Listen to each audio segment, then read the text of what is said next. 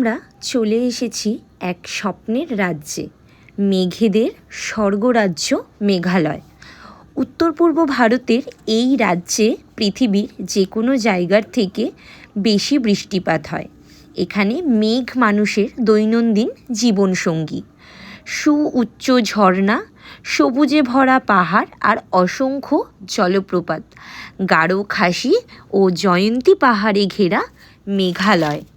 7 বনের এক মেঘালয় ভগবানের অপরূপ সৃষ্টি। Good morning Guwahati. আমরা কিন্তু আজকে গুয়াহাটি থেকে যাচ্ছি শিলংয়ের উদ্দেশ্যে। আর শিলংয়ের উদ্দেশ্যে আমরা যেতে যেতে অনেক কিছু দেখব এবং তোমাদের সাথেও শেয়ার করব সেগুলো। গাড়ি চলে এসেছে, আমাদের গাড়িতে সব কিছু বাঁধা হচ্ছে। এবার চল দেখা যাক। দাদা কিন্তু সকাল থেকে রেডি, চলেও এসেছে একদম ঠিক টাইমে। এখন ঘড়ির কাঁটায় দম দিয়ে বাজে হচ্ছে 8টা। আর এই যে মা, মাসি, বোন, মেয়ে, দেবাশিস সবাই কিন্তু দাঁড়িয়ে রয়েছে। আর আমাদের লাগেজ বাঁধা হচ্ছে গাড়ির ওপরে। তো আমরা যেতে যেতে আজকে দেখবো অনেকগুলো স্পট, আর তোমাদের সাথেও শেয়ার করব আমরা কোথায় কোথায় ঘুরছি। তো আজকে চলো দেখতে থাকি কোথায় প্রথমে আমরা যাই।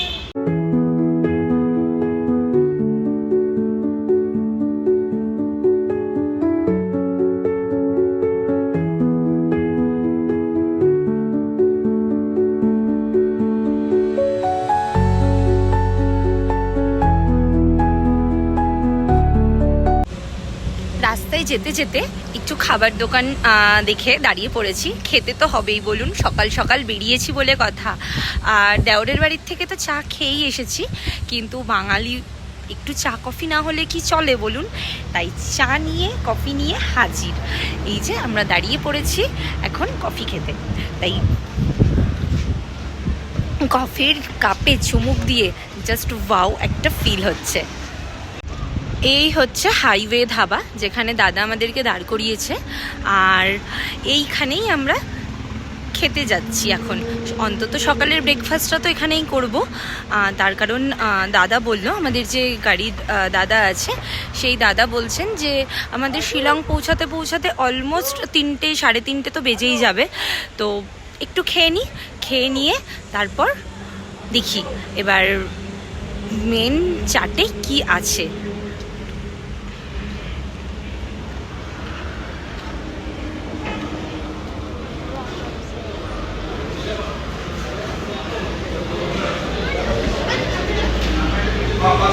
ব্রেকফাস্ট এসে রেডি, রুটি আর তড়কা।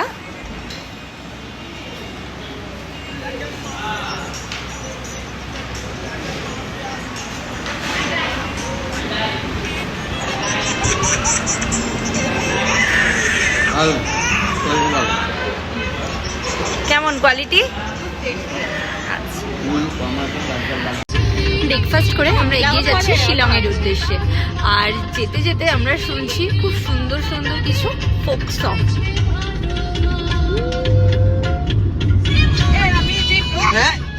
পেট ভরেছে তো মা? একদম। মাসি কেমন খাওয়া দাওয়া সব ভালো ঠিকঠাক? একদম ঘোরার জন্য আমরা রেডি তো। সামনে ওয়েদার কেমন? রাস্তা আচ্ছা, সবসময় দেখতে না। ওয়েদার হয়ে গেছে চেঞ্জ। সকালবেলায় ছিল একদম রোদ, আর এখন এগুলো বেশি দেখতে নেই, পুরো মেঘলা। একমাত্র উত্তর পূর্ব ভারতের শিলংয়ে দেখতে পারবেন লাল মাটি। আর শিলং শহরে পৌঁছানোর 14 কিলোমিটার আগে পড়বে উমিয়ম লেক। আর সামনেই উমিয়ম রিজার্ভার, এর ওপর দিয়ে রাস্তা চলে গিয়েছে। আমরা চলে এসেছি উমিয়ম লেক। আর এই যে উমিয়ম লেকের রাস্তাটাই এত সুন্দর যে বলার মতন নয়। মানে এরকম সুন্দর যে বলে প্রকাশ করা যাবে না। আর এই লেকটা কিন্তু কৃত্রিম লেক। তো চলো আমরা যাই পুরো লেক অবধি, গিয়ে তারপরে দেখছি বা তোমাদেরকেও দেখাচ্ছি যে কীরকম সুন্দর লেকটা। আর এই লেকে কিন্তু বোটিংও হয়, বাট আমরা এখানে বোটিং করব না, আমরা বোটিং করব কিন্তু ডাউকিতে।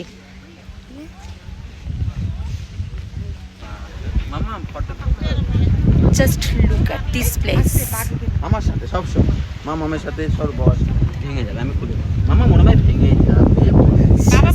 ওয়াও, আসো আসো আসো। উমিয়াম লেক দেখা শেষ করে আমরা গাড়িতে আবার উঠে পড়েছি। এবার যাচ্ছি আমরা একটা নতুন ঠিকানার খোঁজে, আর সেই ঠিকানাটা হচ্ছে ডন বস্কো মিউজিয়াম। তো চলো যাই, গিয়ে দেখি সেখানে কি কি দেখার আছে।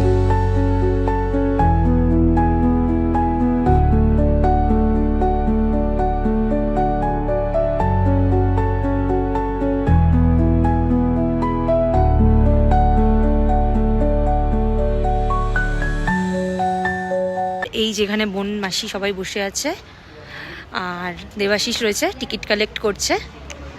ওকে, অ্যাডাল্ট ফি 100, স্টুডেন্ট পর্যন্ত 80 রুপিস, 5 ইয়ার্স টু 12 অবধি 50, আর চাইল্ড কিন্তু ফ্রি। হলিডে লিস্টটাও কিন্তু আমাদেরকে মাথায় রাখতে হবে। চলো চলো, ফটো অ্যালাউড। ঢুকছি।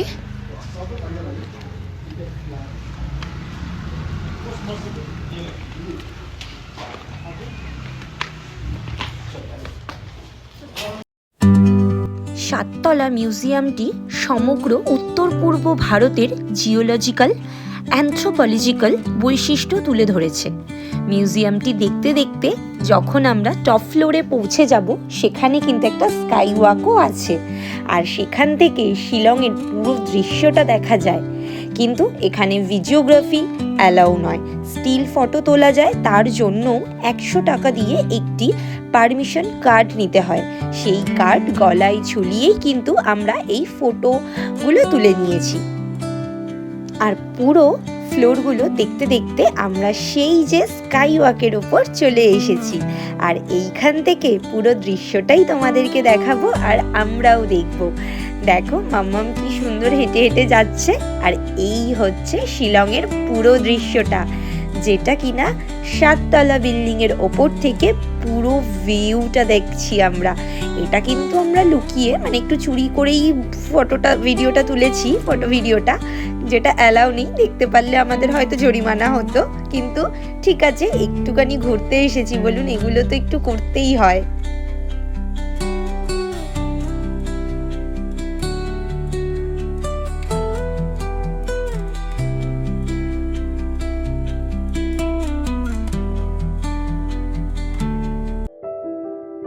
ডন বস্কো মিউজিয়াম দেখে আমরা বেরিয়ে পড়েছি, আর এবারের উদ্দেশ্য আমাদের ওয়ার্ডস লেক।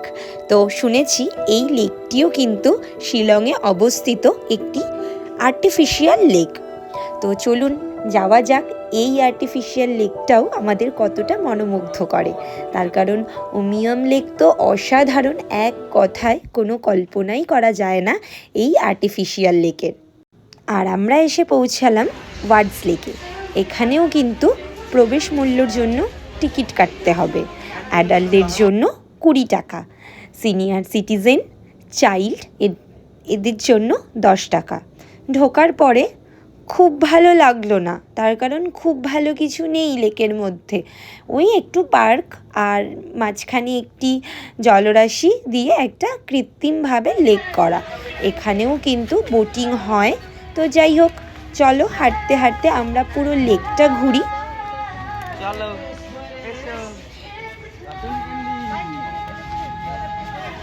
পাশ থেকে যে গানটা শোনা যাচ্ছে, এই গানটা কিন্তু এই লেকের পাশেই যে মাঠটা রয়েছে, এই মাঠেই হচ্ছে। তো এখানে এনারা মানে বিকেলের দিকে বা দুপুরের দিক থেকে এই যে গান বাজনা করেন, এবং যার যেরকম ভালো লাগে সে সেরকমভাবে পয়সা দেয়।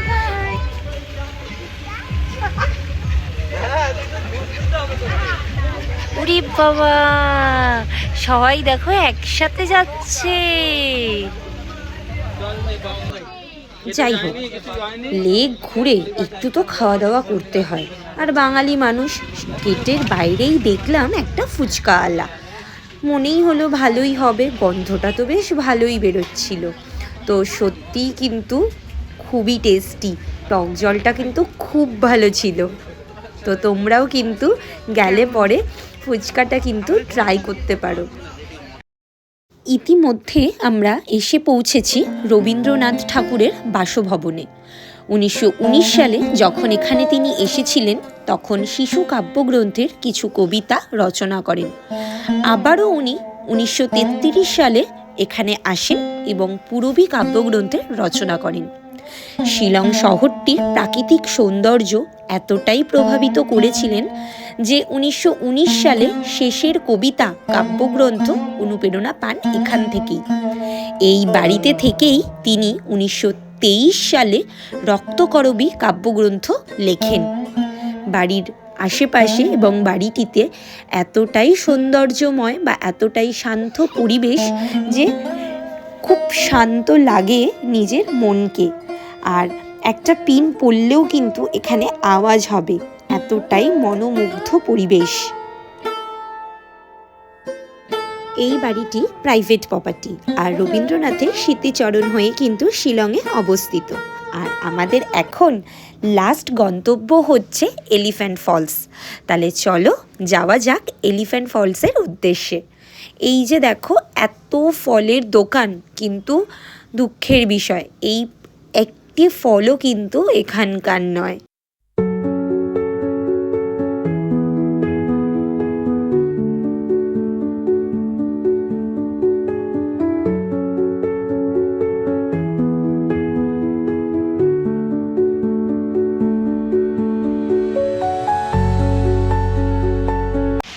আমরা চলে এসেছি এলিফ্যান্ট ফলসের কাছে। আর এলিফ্যান্ট ফলসটা দেখছি, তারপর এখানে তো সবাই সাজুগুজু করে ফটো তুলছে, দেখাই চলো। ফটো তোলার সাথে সাথে এনারা কিন্তু একটু আধটু মারামারিও করছেন। মারামারি নয়, জাস্ট যুদ্ধ। এই যে এইখানে চাইলে ড্রেস ভাড়া করে সবাই এইভাবে সেজে গুজে ফটো তোলা যাবে। ফলসের আওয়াজ তো শুনতে পাচ্ছি, এত জলের স্রোত। তো চলো এলিফ্যান্ট ফলস পর্যন্ত গিয়ে দেখি তার সৌন্দর্যটা কতটা। আমরা আগেও এলিফ্যান্ট ফলস দেখেছি, সেটা সিকিমে, তো এটা মেঘালয়। দেখে নিই চলো এলিফ্যান্ট ফলস। দেখো এই ফলসটা কিন্তু এখানেই যে শেষ সেটা কিন্তু নয়, এর লুকসটা আমরা দেখব থার্ড স্টেপে গিয়ে।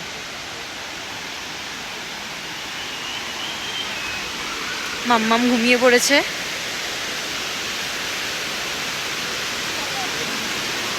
এইটা হচ্ছে ফার্স্ট পার্ট। তো দেখো এটা তো খুবই সুন্দর লাগছে। আর এখান থেকে আমরা হেঁটে হেঁটে মানে আর একটু নিচের দিকে যাচ্ছি, যে সামনে দেবাশিস যাচ্ছে, নিচের দিকে গিয়ে আমরা দেখব সেকেন্ড যে সিনারিও আছে এলিফ্যান্ট ফলসে। তোমাদেরকে তো প্রথমেই বললাম এই ফলসটা দেখতে হলে আমাদেরকে থার্ড পার্ট পর্যন্ত যেতে হবে। তো এখন আমাদের নিয়ারেস্ট কাছেই হচ্ছে সেকেন্ড পার্টটা। চলে এসেছি।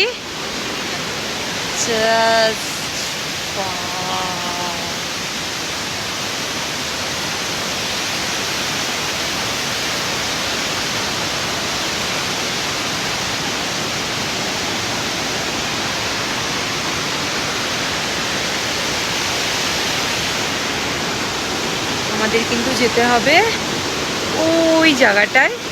চলো যাওয়া যাক।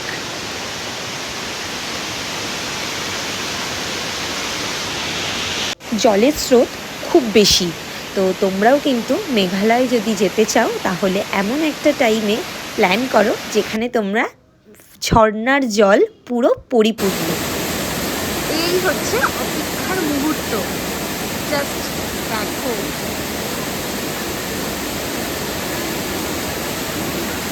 সত্যি এলিফ্যান্ট ফলসেরই মতো। ওটা খেতে পারছে না, এত বড় দিয়েছো। বড় আমি খেতে পাচ্ছি না, তুমি কে নাও। তুমি কে নাও? না এটা কি? এটা তুমি দেখবে, আমি পকোড়াটা খাই, তাহলে ওটা তোমাকে একটা ভিডিও দেখাচ্ছি।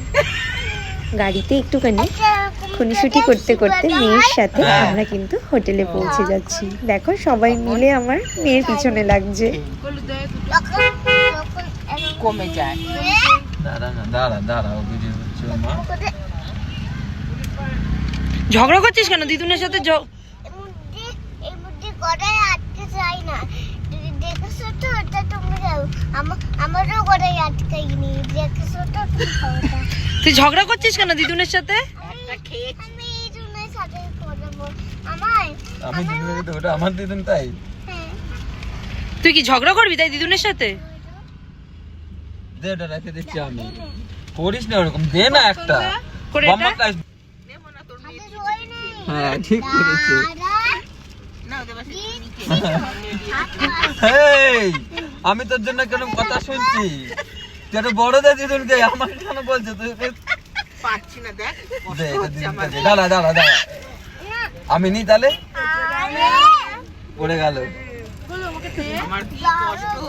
একটা আর কি করবা, তোমার নাতনি তোমরাই জানো অশান্তি। তুই কোথা থেকে এসছিস বলতো? এটা কোথা থেকে এসছিস তুই? বল বল বল, কোথা থেকে এসছো তুমি? আরো ভেরির গেট থেকে এসছে। আরো আরেকটু। তো হাত দিয়ে কি পড়ছে না? খেয়ে আরো খেয়ে এই পুলিশ বাজার। আজকের মতন আমাদের ঘোরা কিন্তু কমপ্লিট, আর আমরা এখন চেক ইন করছি হোটেলে। হোটেলের ডিটেলসটা তোমাদেরকে আমরা পরে বলবো, আগে চেক ইনটা করে নিই, দেন আমরা দেখছি আমরা কোন হোটেলে রয়েছি, আর আমাদের রুমগুলো কী। আমরা লিফট থেকে বেরোলাম, বেরিয়ে এটা আমাদের হোটেলের রুম। এটা মায়ের রুম, ঠিক আছে।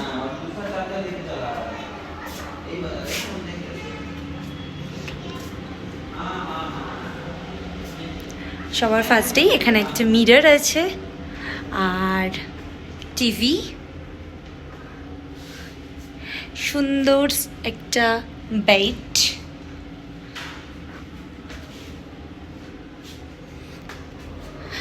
আর ঠিক রাইট সাইডেই রয়েছে একটা ওয়াশরুম, যেই ওয়াশরুমটা মিররটা কিন্তু ওয়াও।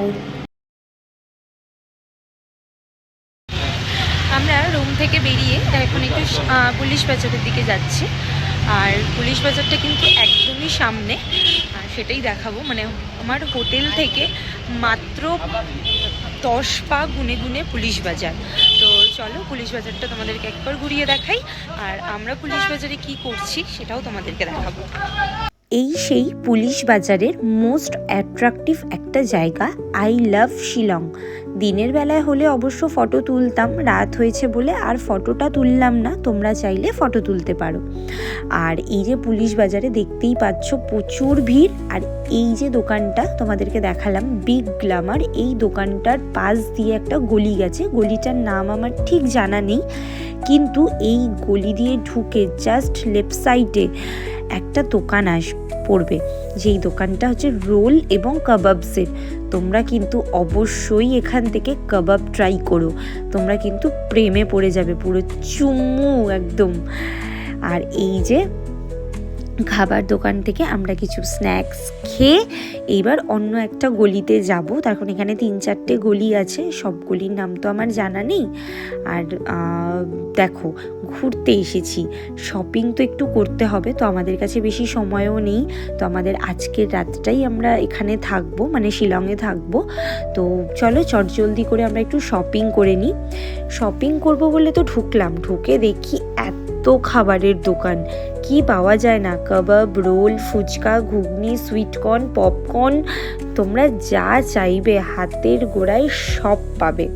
চলো এই ঘুরতে ঘুরতে আমরা কিন্তু চলে এসেছি একটা দোকানে, যেই দোকানটা দেখতে বাইরে থেকে খুব অ্যাট্রাকটিভ লাগছে, তার কারণ হচ্ছে দোকানটাতে জিনিসপত্রে পুরো ঠাসা, এত জিনিসপত্র যে বলার মতন নয়, কিন্তু বার্গেনিং করার কোনো উপায় নেই, বাইরে লেখা রয়েছে ফিক্সড রেট। তাহলে ফ্যামিলি মেম্বারদের জন্য কিছু তো নিতেই হয় বলো, আমরা ঘুরতে এসেছি তো সবারই একটা এক্সপেকটেশন থাকে যে ভালোবাসার মানুষ কিছু না কিছু হাতে করে তো নিয়েই আসবে। এই যে চাবির রিংগুলো দেখছো তোমরা, এই চাবির রিংগুলো বিভিন্নটার বিভিন্ন রকম দাম, বলছে 70 টাকা থেকে শুরু, 100 টাকা, 120 টাকা রয়েছে। 120 টাকা দিয়ে চাবির রিং বলো, কতগুলো কিনতে হবে জানো, আমাকে প্রায় 35-40টা চাবির রিং কিনতে হবে। ঠিক আছে, যাই হোক, আমরা একটু বার্গেনিং করে তাও দেখি যদি ওনারা আমাদেরকে কিছু অল্প স্বল্প করে কমায়। তো শপিং করে উঠতে উঠতে বেঁচে গেছে 9টা, আর আমরা এখন কিন্তু ডিনার করব। তো ডিনার করার জন্য আমরা গুগল থেকে খুব ভালো রিভিউ দেখে চলে এসেছি এই সুরুচি হোটেলে। দোকানটা কিন্তু বড্ড ছোট, কিন্তু খাবার কোয়ালিটি নাকি খুব ভালো এবং খুব কম প্রাইসে পাওয়া যায় এই দোকানটা। এই যে তোমাদেরকে যে বলেছিলাম আমাদের হোটেলটা হোটেল পেগাসাস ক্রাউন, তোমাদেরকে ভাড়াটাও আমি বলে দেব। আমরা 2টো রুম নিয়েছি, যেহেতু আমরা ফ্যামিলিতে 5 জন রয়েছি। তো রুমের ভাড়া তোমরা যদি ওদের ওয়েবসাইট থেকে বুকিং করো অনেকটাই কম পয়সায় পাবে। তো আমি সেটা বলে দেবো। আর রুমের কোয়ালিটি তো তোমাদেরকে দেখিয়েই দিয়েছি। হোটেল পেগাসাস, হোটেলটা এই রকম দেখে হয়তো তোমাদের পছন্দ হবে না সামনের দিক থেকে, কিন্তু বিশ্বাস করো এখানকার যে স্টাফরা রয়েছেন বা হোটেল রুম মানে সবটাই এত ভালো যে জাস্ট কোনো ম্যাটারই করে না অন্য সব কিছু। তো এখন এত কম পয়সায় এই হোটেল অসম্ভব। আর তোমরা তো গুগলে রিভিউ দেখেই নিতে পারবে। Hotel Pegasus crown. তখন তো তোমাদের বললাম যে আমরা রেস্টুরেন্টে ঢুকেছিলাম, কিন্তু রেস্টুরেন্টে ঢোকার পর দেখলাম এত ভিড়, আর মাম্মামও খুব ঘুমের জন্য বায়না করছিল। তো আমরা সেরকমভাবে আর খাবারের ছবি দিতে পারিনি বা খাবার কি খেলাম সেটাও তোমাদেরকে বলতে পারিনি। আমরা রাত্রে ডিনারে করেছিলাম হচ্ছে ভাত, ডাল, আলু ভাজা আর ডিমের অমলেট। তো আমাদের 5 জনের অল টোটাল 375 রুপিস লেগেছে। তো সেক্ষেত্রে দামও খুব কম। ভাতের দাম ছিল হচ্ছে 30 টাকা পার প্লেট, ডাল ছিল 5 রুপিস পার প্লেট, আর ডাবল ডিমের অমলেট ছিল যেটা 60 রুপিস করেছিল। অনেক রাত হয়ে গেছে, এখন প্রায় অলমোস্ট 11টা বাজে, আর আমরা ঘুমিয়ে পড়ছি। তার কারণ কালকে আমাদের সকালবেলায় উঠতে হবে। তার কারণ ড্রাইভারটা তো আমাদেরকে সময় দিয়েছে অ্যাটলিস্ট আমরা যাতে 7টার সময় বেরোতে পারি সকালবেলায়, তাহলে আমরা সবকটা জায়গা কভার করতে পারবো। তো কাল আমাদের নেক্সট ডেস্টিনেশন হবে হচ্ছে জুয়াইতে। তো দেখা যাক কালকে আমরা কোন কোন সাইট সিনগুলো কমপ্লিট করতে পারি। আর আমাদের যদি এই ভিডিওটা ভালো লাগে প্লিজ একটা লাইক এবং একটা সাবস্ক্রিপশন করে রেখো, আর নোটিফিকেশনের যে বেল আইকনটা হয় সেটাও কিন্তু তোমরা প্রেস করে রাখো, যাতে আমাদের জুয়াইয়ের ভিডিও সবার আগে তোমাদের কাছে পৌঁছে যায়।